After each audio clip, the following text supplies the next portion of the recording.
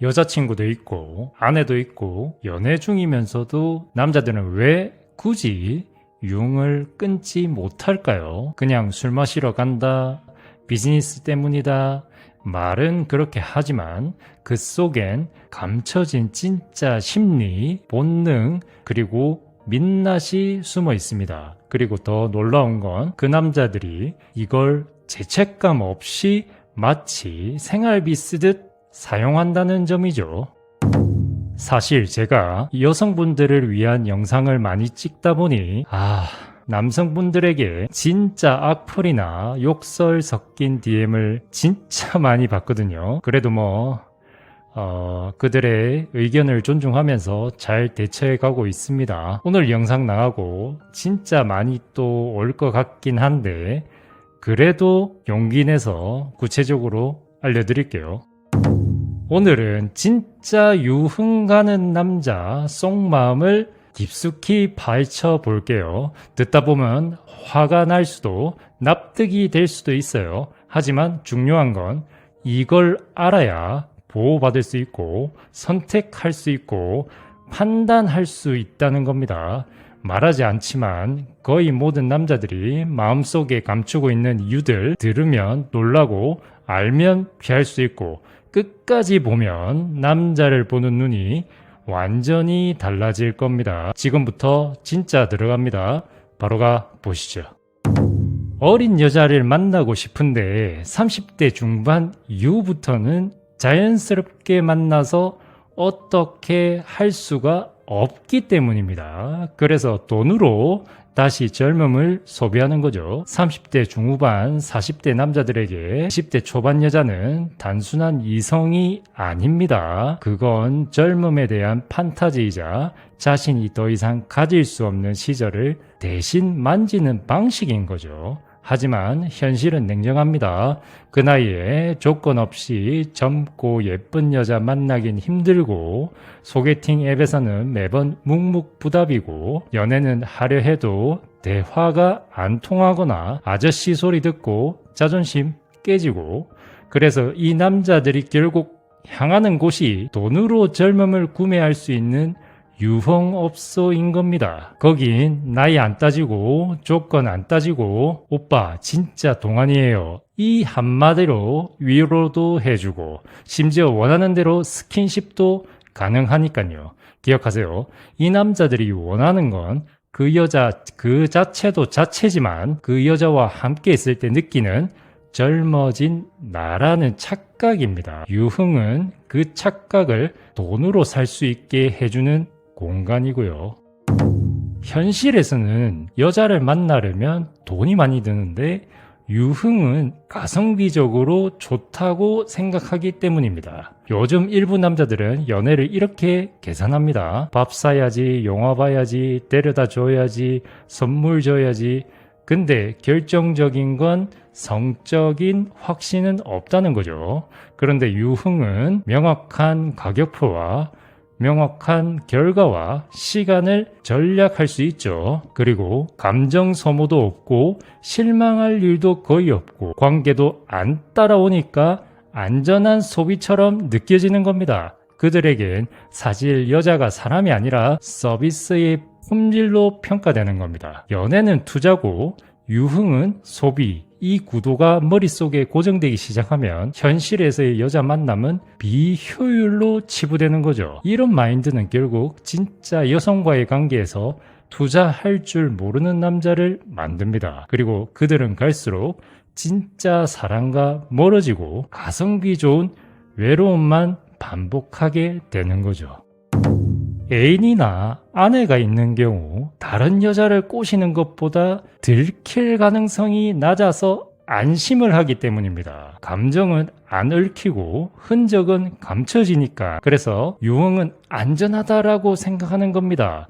애인이나 아내가 있는 남자들은 외도를 할 때 가장 두려운 건 들키는 것이죠. 그리고 두 번째는 감정이 엮여서 헤어나오지 못하는 것입니다. 근데 유흥은요, 연락처 저장 안 해도 되고 관계 정리할 필요도 없고 감정적인 후폭풍도 없고 상대가 먼저 들이대지도 않아요. 이건 그들 눈엔 리스크 제로의 불륜으로 보이는 겁니다. 감정도 없고 연락도 안 하고 돈만 주면 끝나는 건데 뭐 어때? 라는 무책임한 마인드로 스스로를 합리화하는 거죠. 이건 절대 그냥 유혹에 넘어간 게 아닙니다. 아예 사고방식이 그렇게 굳어져 있다는 게 문제죠. 관계를 책임질 줄 아는 남자는 들킬까봐 안 하는 게 아니라 상대방에게 미안해서 안 하고 애초에 빌미를 만들지 않는 사람입니다. 성적 취향이 특이한 남성은 그걸 만족시켜주는 업소를 찾아 이용하는 경우입니다. 욕망을 감추느니 돈 주고라도 드러내고 싶은 남자들이 있습니다. 이런 남자들은 일반 연애나 부부관계에서 자신의 성적 취향을 말하는 걸 무서워하거나 부끄러워해요. 왜냐하면 변태 같다고 하면 어떡하지? 내 여자에게 이런 걸 요구하면 관계가 깨질 수도 있어. 이런 생각하면서 감추고 살다가 결국 찾아낸 방법이 돈 주고 원하는 걸 정확히 주문하는 시스템인 유흥인 겁니다. 그들은 이렇게 말해요. 나는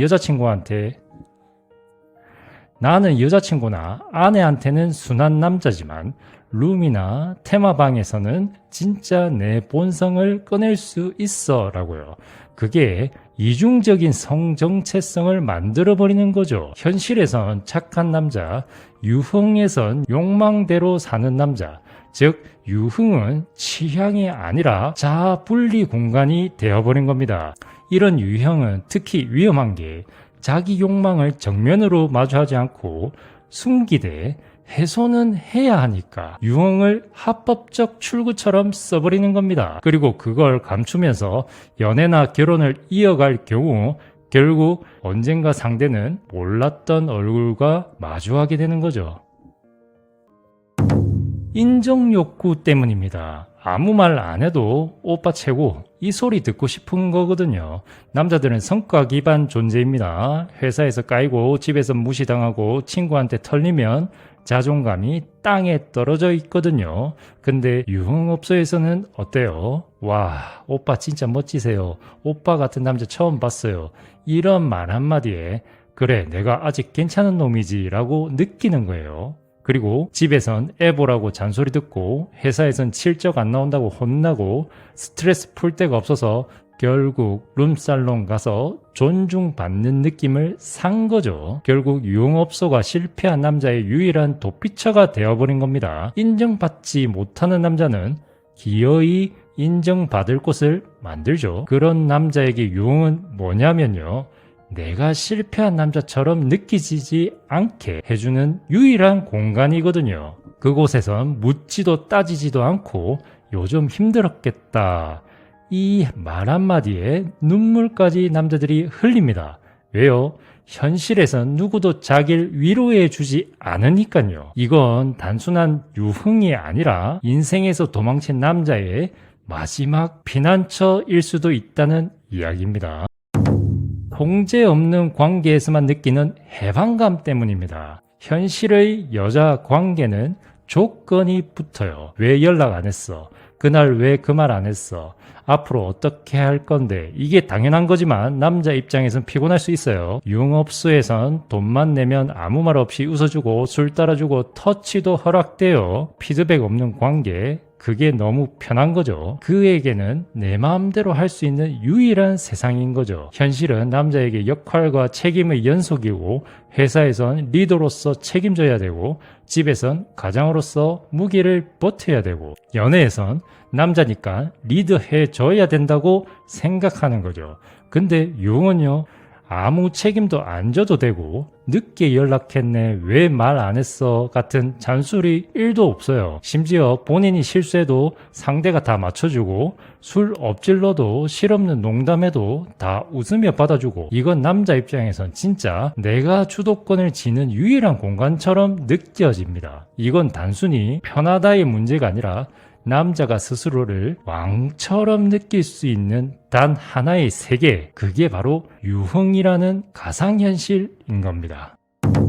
일종의 성취욕 때문입니다. 일부 남자들은 유흥도 성과의 연장선으로 봅니다. 오늘은 300 썼다. 룸에서 이런 애랑 이런 일까지 됐다. 이게 마치 친구들 사이에선 스펙 자랑처럼 작동하거든요. 즉 여자에게 인정받기보다 남자들끼리 과시하려고 하는 겁니다.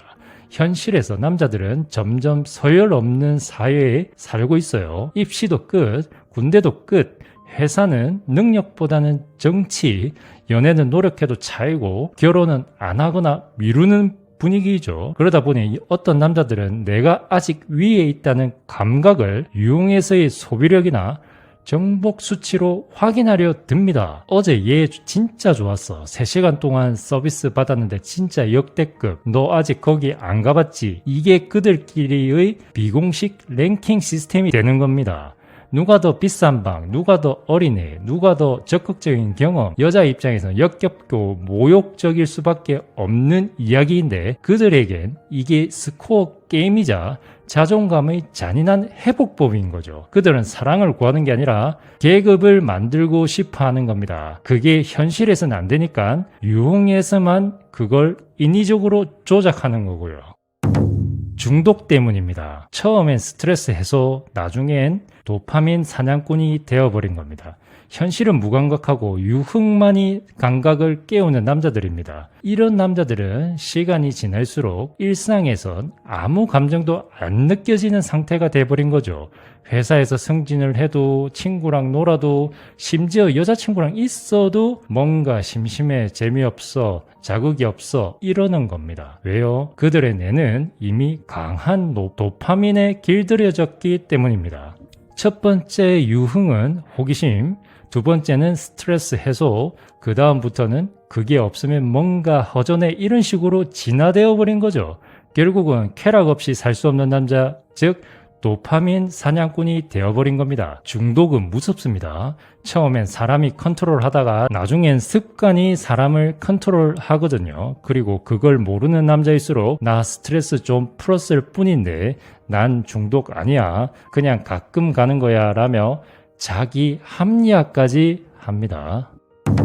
본인 얼굴이나 외모에 자신이 없어서 현실에서 여자를 만나거나 사귀기가 어렵기 때문입니다. 거절당할까봐 겁나는 남자들, 유흥에선 선택받을 걱정이 없죠. 이런 남자들은 스스로 이렇게 말합니다. 난 잘생기지도 않았고 말빨도 없고 여자가 날 좋아할 리가 없잖아 라고요. 그래서 현실에서는 먼저 다가가지도 못하고 다가오면 또 의심합니다. 왜냐하면 거절당하면 자존감이 무너져 버릴 걸 알기 때문이죠. 근데 유흥은 거절 없음, 기싸움 없음, 먼저 다가가지 않아도 예쁘고 착한 척하는 사람이 옆에 앉아주죠. 그게 이들에게는 안전하게 여성과 접촉할 수 있는 유일한 방법이 되는 겁니다. 자신이 선택받는 위치가 아니라 돈만 있으면 언제든 여성 옆에 있을 수 있는 위치라는 걸 이용하는 거죠. 이건 사실 단순한 외모 문제가 아닙니다. 거절당하는 것에 대한 공포, 상처받기 싫은 회피성 심리, 그리고 여성은 나랑 연애 안 해줄 거야 라는 왜곡된 자기인식의 합작품이죠.